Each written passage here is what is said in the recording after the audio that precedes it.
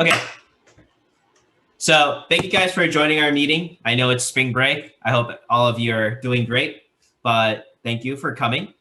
Today we're kind of go over some things our mentor kind of wanted us to revise on our annotated blueprints, as well as go over some future plans just to kind of like let you guys know, because I have been talking to one of the two to our mentors, and then we're kind of getting like a really solid plan. We did have a solid plan from the beginning, but now it's just kind of like date specific plans, like, oh, we're gonna have this specific model done by this specific date. So just kind of give you guys a little bit more of a concrete plan rather than just a little bit of an arbitrary one. Okay, so let me share my screen. Can everybody see it? Okay, so basically one of the feedback our mentors gave us was that this is good, but then it's a little bit different than what he had imagined. What he kind of wanted was like a demands, wants, and needs of this device. So kind of like a list of what it will do and a list of necessity and things you want to include. So this is all good. I saw some of you guys added in edits, which is very good. This is very nicely and polishedly done. But we want to add another section, which is what I'm going to do under here. And we're kind of going to go over some specifications. So let me show you exactly what I mean. So kind of like a table, since we'll need a, let's make it there, like that. So this will be really small, spasticity of fingers. Let's see if I spelled that right. Good. Spasticity of the fingers, spasticity of the wrist. Okay. So we can always edit this later, but right now we're gonna go over what the device actually needs to do. So it's kind of like, so here's the thing. Just to give you guys a little bit more of a clear input, just so that you guys can understand why we're kind of backtracing a little bit with the whole annotated blueprint and this. So when people make this device, so a lot of people are going to help us make this device. A lot of workers, I should say, in this medical robotics company, and they don't exactly understand the gist of our device, because we have 3D prints, we have 3D models, we have descriptions and everything, but they don't really want to go over everything. You know what I mean? Like average like a researcher or like a staff in one of our mentors' company, they can't exactly read over every single thing we've done in our meeting. Like I know we have our what's it called? Website where everything is listed, but they can't exactly do that. And it's kind of a little bit of a etiquette thing to do, especially because we're asking them for help. I guess it's a little bit rude to just give them this giant bulk, like a bulk of info, and say, oh, figure it out. We kind of want to like let them know. So of course, 100% we already know what our device is going to do and how it's going to look like and what we want it to do. But we just want to add it in here so that when our mentors actually help us with the manufacturing process of our device, this can be a little bit more something like a helpful tool for not just our primary mentor, who's the CEO of the robotics company, but like his, staff as well, because they're also going to help us build this. So I hope you guys kind of get the gist of why we've been backtracing a little bit. I know for some of you guys might be asking, like, why are we even doing this? Don't like 99% of the club already know like 90% of the content we're covering? But it's just something like we want to make sure that when people help us with this, we show them as much effort and dedication so that when they actually do help us, it'll be a little bit more better. So with that said, we're going to go over what the device needs to do. Or let's just say something like a little bit more professional: device necessities. Or devices or necessary functions. Let's place it like that. And then we'll do necessary components. So this is just kind of like a brief introduction. I'm only going to give you guys until this weekend. So it's only going to be like 2 days. I know you guys might be asking like, well, that's too short of a deadline, but this is really simple because, you know, by the time we've already shown everything, by the time I update these pictures and create an adequate model, make it into a PDF file and send it to our mentor, and he'll send it to all the staff, 80% of the people there are going to understand what's going on. But then this is just kind of like, in case, it's like a checkpoint for them to like check off, because when they're like scavenging for like parts or like materials they need to order, they want to make sure they'll have like a checklist, and this is essentially what it is. So like, you know, if we're going to have silicone padding, so for example, F3, there should be a part where we talk about silicone padding. Yep, to prevent the hand from slipping off, there would be grip pads or silicone padding. So if we write that in our necessary components, and we just write down silicone padding to prevent the fingers slipping, when they kind of like order parts, like specific parts, they can note, they kind of like remind themselves, hey, we gotta buy the silicone paddings. So it's just kind of basic like that. It's not exactly like this we've been doing. This is very detailed. This is something like very abstract, like brief checklist. So like just go directly with the point, what the device needs to do. So now this is supposed to be pretty basic, as in I'm not going to make each chart for each component or part. We already did that over here. So what we want to do over here is kind of just like contribute just on your own. So like, let's say you're supposed to see the fingers, and let's say your assigned part is F2. You don't exactly have a space for F2, but what you guys can do is I'm going to enable bullet points, so that's a little bit more organized. Something just like F2 needs to, here, F2 needs to cover the entire hand from falling off the device. And then if you're part of F3, you need to write F3 needs to ensure that the hand is securely attached to the device. And let's say you're F1, then you just need to write down F1 needs to separate so that the patient's fingers can open along with the part.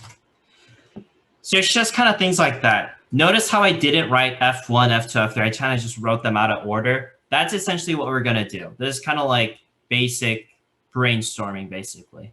I know we already covered this. You know, I'm kind of repeating myself over here. We already covered this, but this is something we just want to do again, just so that it's like solidly on paper. So just things like, you know, F2, or just general things works as well. So for example, this part of the device must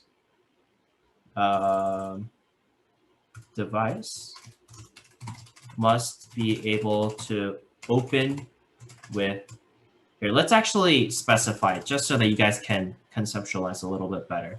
So we've been talking about F1. So we need to say something like F1 needs to open at least, and let's just go with, I have my protractor over here.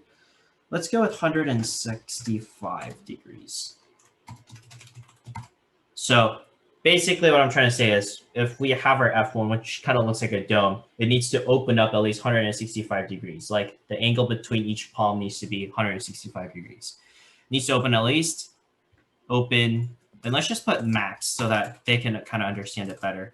Max 165 degrees, min, well, let's just put it as like 8, or 8's a weird number. Let's just 10 degrees. So essentially what this is trying to say, I'm just going to focus on this because this is kind of like a concrete example, is that you kind of have to So like when it says necessary functions, the bullet points in here means that the necessary actions that the medical device must perform. So one of the things I could do for specificity of the wrist would be something like, let me just browse through wrist 3. Let's just go with that. You guys just have to write like wrist 3 must be able to rotate at least, or actually let's just do min max because that's what we did.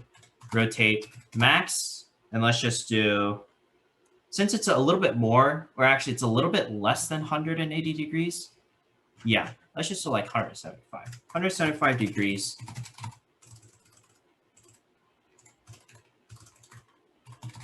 While having stoppers, each, let's just do 20 degrees. Or actually, 175, 25, yeah, let's do 25 degrees.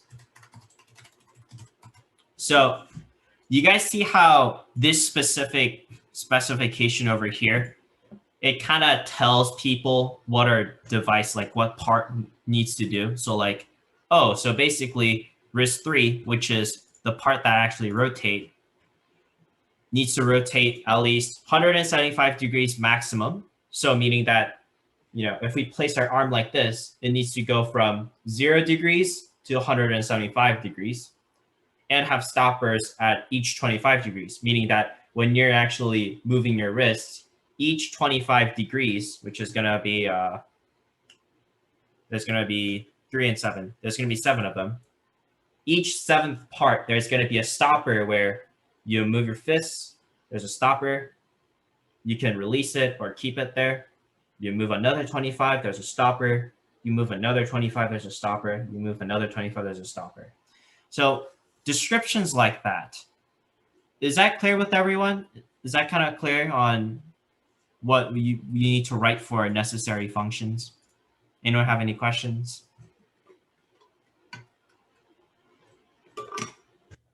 So TLDR, all you have to do is write what the machine does, what each specific part or the general machine needs to do. That's all it is. What does it do?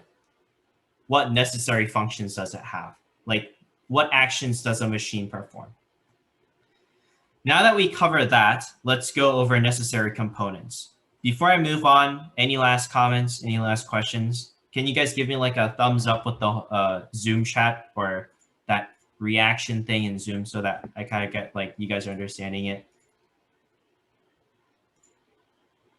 Oh, J-Ho, did you have a question?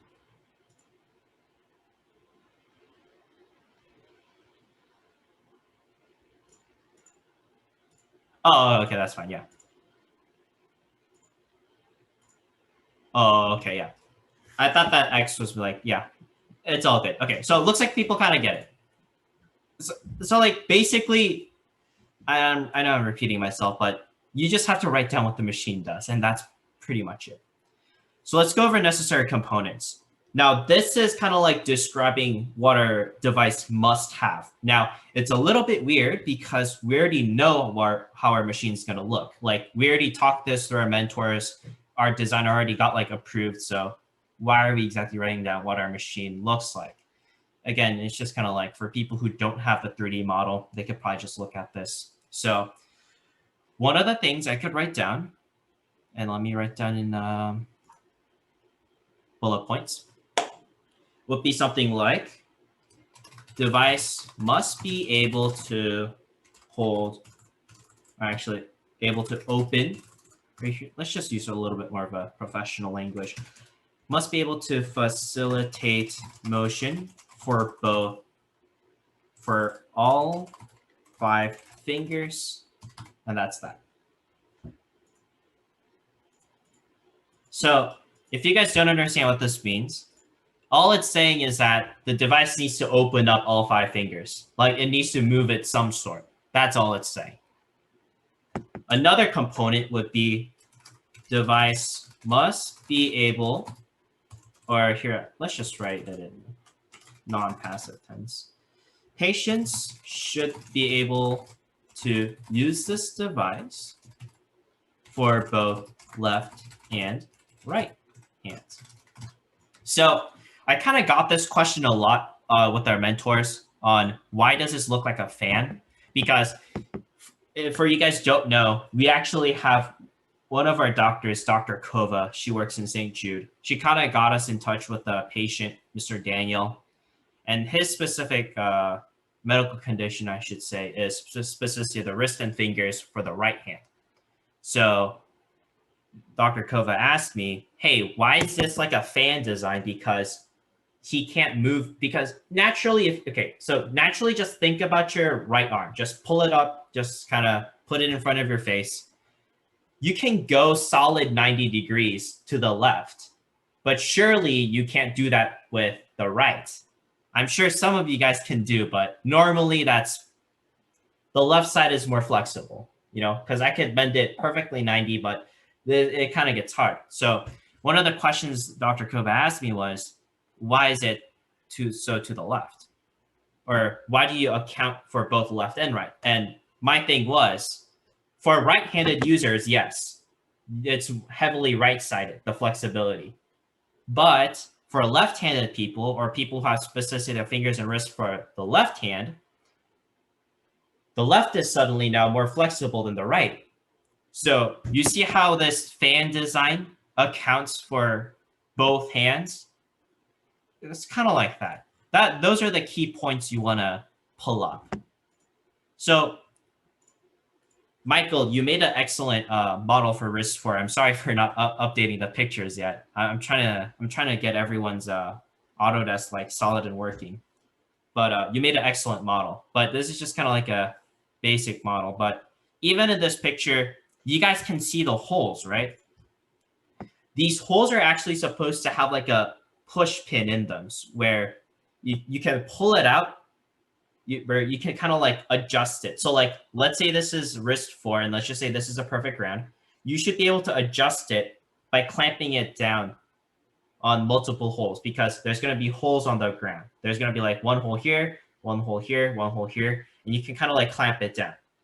So one of the things you could say, and let's just go down to specifically the wrist. Let me zoom out and put it in bullet points. One of the things I could say is wrist 4 must be, or here, let's just do patients. Patients should be able to adjust their, and let's just say arm tighteners, and parentheses wrist 4. You guys don't have to clarify each piece, but I'm just kind of doing that to be a little bit more specific.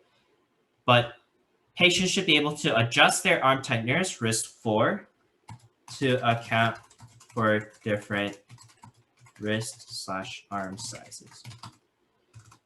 So obviously, people have different wrists and arm sizes. My arm's pretty thin. My wrist is definitely thinner than most people. So those are the things you kind of want to account for. And the beauty of this thing is our design already accounts for that. The holes over here, that already accounts for it. We didn't exactly write that part down over here. We just wrote down that you have to drill holes.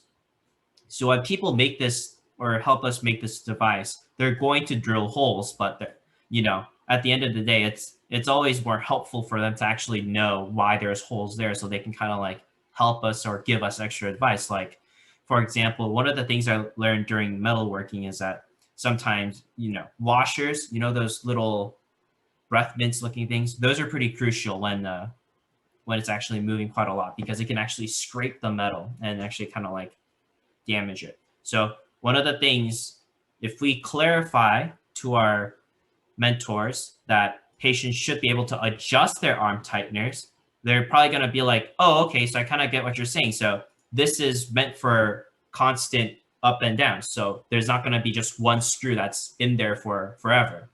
They're kind of going to understand that, and they might be like, oh, well, instead of using a screw, why don't you use this and this and this? And that kind of allows for improvement and mentor feedback. So, that's just like one example of how writing descriptions over here can help us and help our mentors kind of help us as well. So let me just write it down. Oh, did I press Control Z? Nope. Patients should be able to adjust their arm tighteners, risk 4 to account for different arm sizes. Let's just do another example just so that you guys are a little bit more clear. Risk 2. Risk 2 should be big, or let's just use a little bit more specific terms. Long/wide enough to account for any internal mechanisms. Things like that. Just, just a little things like that where when our mentors actually do help with internal parts, which is something we're going to be covering actually within the next month or two, or actually I should say this month because it's already April, but excuse me, things like that kind of, lays our plan where it's like, okay, now we got to focus on internals. Okay, now we got to focus. And if our internals are actually bigger than what we had suspected, we got to fix risk 2. So if we write this memo down, we can just kind of remind ourselves, as I said, like a checklist where, hey, wait a minute, our internals, they're like 8 inches. That's too big. We got to fix risk 2. One of the other things would be, for example, risk 1, or actually, yeah, let's go with risk 2. Risk 2 should be able to rotate the device while device safely and securely to the patient's control. So just little memos like this where, of course, it's kind of like if you guys kind of process this information, you guys might be thinking like, oh, well, of course it should be safe. Like, of course it should be secure. But, it's just kind of like a memo where if you write this down, our mentors can always give us feedback on what kind of mechanisms we can use because, we haven't covered that exactly yet with the club. One other example. One other example. Let me try to think of one.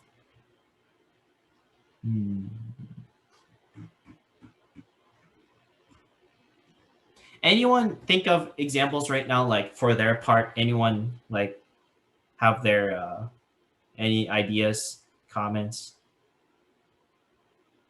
Because do you guys kind of understand what we're doing? Can you guys give me like a thumbs up on the Zoom reaction thingy on like why we're doing this table and why it's necessary and how to do it? Okay, so a lot of thumbs up. Yeah. I know I'm repeating myself a lot here, and I'm also repeating that fact too, a little bit ironic. But I don't really like backtracing within anything I do. I feel like it's a little bit pointless at times, and I do understand that if you feel like that too. But this is just one of those necessary parts of just construction in general. Just every time you gotta make sure, everything's clear, everything's not 100% clear, 200% clear, and that there's not enough information, there is abundance of information so that anyone helping us with this project can look at this page, look at some of our models, look at some of our website content, and boom, 100% they know what they're doing. So, like I said, there's no specific requirements, I should say. There's no specific requirements. Like for these, I made sure to separate it with each part with pictures and coding and all that. But we're not exactly going to do that. This is just going to be general, like generally, what does our device need to do? So if you guys have zero idea on any of this, which I'm assuming that nobody's really having that thought. But in case you do, this entire section over here, the one I highlighted, just needs to state what our machine does and what are some necessary parts to it. Like, do we need to have a rotating mechanism for our wrist? 100% yes. That's a thing you could write down. Does F2 needs to be wide enough to cover the entire hand? Of course, yes. Does F3, which is our hand cover over here, does that need to be adjustable? Sure, we could have that. So it's not a necessity, but it's a, it's a good want, I guess. And that's something you could also write down too. Little things like that, I want you to write down over here. Now, I know it's spring break and all, and I know it's ending, and I definitely understand that some of you guys have a very tough spring break, like I do. But just write down 2 sentences. I mean, just in the span of this meeting, I was able to write down like a lot. So all I ask for you to do is write 2 sentences. It should take like 10 seconds, honestly, maybe 15. And again, if you guys think like the sentences you're writing is 100% painfully obvious, you still write it down. It's still a good point for a checklist. So I hope everyone kind of understood what we're doing with the annotated blueprint, the second part of it. Let me just give you guys a quick deadline. By the 10th, which means Saturday, by Saturday night, please have at least 2 sentences, 2 sentences written down somewhere in this board. It doesn't have to be always specificity of the fingers. It doesn't have to be specificity of the wrist. It doesn't have to be necessary functions or components. Just write down 2 sentences anywhere on this board. Now, how many people are in this meeting? There's 8. There's already a lot over here. Now, 8 times 2 is 16, so there better be more than 16 sentences, okay? I know it's spring break, but 2 sentences. It's gonna be like 10 seconds. Group leaders, if your students or members are struggling with writing their sentences, please feel free to help them out. That's what they're for. If any of you guys are having trouble with making sentences, you can always contact me even at 5 a.m. I will for sure reply to you. Even today, if you have questions at 5 a.m., if you do, I can reply to you. So please don't feel pressured by the stuff we're doing as of now. Until we hit our critical moment of progress, which is going to be around this month, mid-April, things are kind of going to be a little bit lax.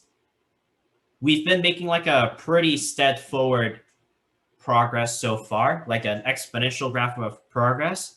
But now we're going to go a little bit by little bit, kind of building upon what we've already built. So this stage of our club is kind of like revising rather than actually writing things. So please don't feel pressured to do any of the things. If you do, please contact any of the group leaders. If you guys don't know by now, it's Michael, Jinso, Jake, and Ethan. So yeah, I hope everybody can at least contribute 2 sentences by Sunday. Let's just say Sunday so that, you guys have the weekend. But with that said, I hope you guys kind of understand it. With just one more critical information. So, okay. So at the beginning of the meeting, I kind of said we're going to go over some solid plans, like what exact things we're going to be doing. So after we're done with our annotated blueprint, which is the entire section, we're going to have to revise it maybe one more time off meeting. We're not going to have another meeting on it because we already had like 3.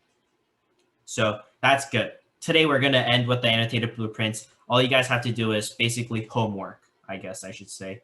The lesson is over, but there's just homework after, and that's pretty much it. So after we finish our annotated blueprints, what I'm going to do is I'm going to contact Dr. Kova and Leaders Rehab Robots, which is our robotics company. And I'm going to run through all the things, and I mean every single thing we've done so far, our 3D models, our annotated blueprints, our blueprint book, our dimension sheets, our Google Docs, everything. Everything, I'm going to nicely package it. I'm going to send it to them again, and they're going to review it for the one last time. And then they're going to give us feedback. And what I mean by feedback isn't just going to be stuff I say to you, but maybe one of them can join our Zoom meetings, or maybe they can send like a complete list of things we need to finish by then. So a little bit more solid feedback. After we get that feedback, we're going to edit our annotated blueprints. We're going to edit some of our designs, but then the biggest part after what we're doing now, which is going to be around mid-April, is going to be 3D model revisions. Now, this is probably the most important and crucial stage of our club. So, don't miss out, basically. It's going to be pretty important. You guys are going to be having to directly change your models, but there's not going to be step-by-step guidance. So you know how when you guys made your models, I made those videos for everyone so that everybody could catch up if they haven't learned how to use Autodesk. There's not going to be those anymore. So you guys are going to be directly solving these problems, or I should say challenges our mentors give us. So for example, let me just share one of my screens. Risk one of our mentor from Leaders Rehab Robots, they specifically commented on the stoppers. Now, I don't exactly know how you guys are going to come up with a solution, but one of the things you guys can do is drill out holes in the edge, basically, and have like a locking mechanism on the very outside. That's what I was thinking.